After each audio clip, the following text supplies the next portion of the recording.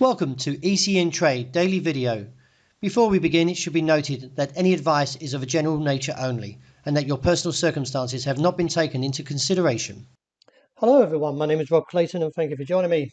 Well, after the long weekend in the US, as the market was closed on Monday in observance of Independence Day, the US dollar, which measures the greenback strength against a basket of six major currencies, picked up pace and rallied on to an intraday high of 106.55, posting its highest level since December 2002, as investors renewed their fears about the looming recession. Meanwhile, on Tuesday, as widely expected, the Reserve Bank of Australia increased the official interest rates for the third time.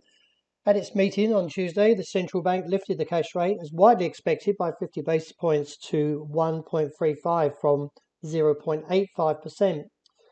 This is the central bank's first raised rates by 50 basis points at a conservative meeting.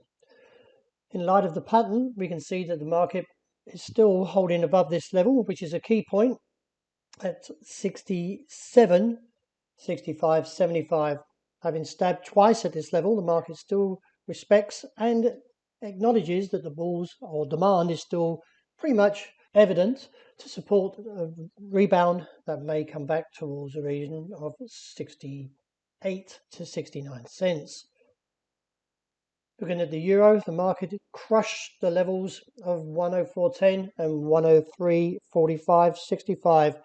And now, from a broader picture, we have to look back and see how far where the support is due to the recent sell-off, as we're heading into territory the same as the US dollar around 2002, and presently views support roughly around 101 and reassess from there. However, that being said, we are extremely oversold, and I'm quite surprised that these levels got crushed. But then again, the dollar did surge very aggressively overnight, and therefore has put heavy pressure on most of the currencies. The dollar yen still wavers around that 135.5 area, and I still feel from the technical point is weak and therefore should turn lower and eventually look towards the region somewhere around 134.70.80 to this base around 133.70.90. Sterling headed back towards the bottom side of the range, seen roughly around the low 119s, and respects the support level at this stage at 119.20. Keep an eye on this technical pattern, as the market is showing a little bit of divergence, and also in light of the pattern could easily see a snap to the upside.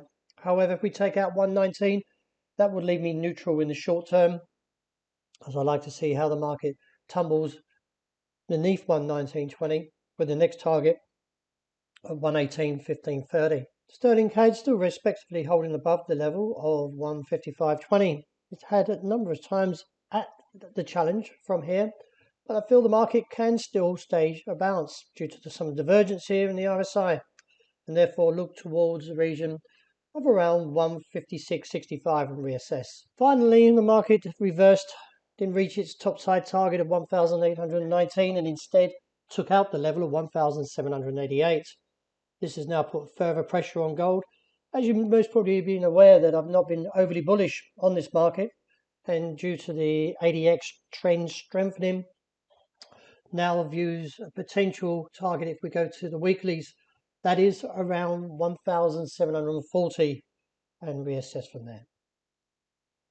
Oil took a very heavy plunge of 8% overnight losses, and market reaches its objective, which first of all was at 102, and the break of 102 gave us the next target of 98, and even went through there and posted another fresh low, which was seen around early May, around 95 to 96.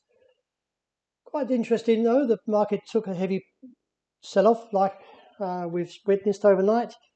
Still, the longer we maintain above $98 a barrel, then I feel there's a recovery back to 102.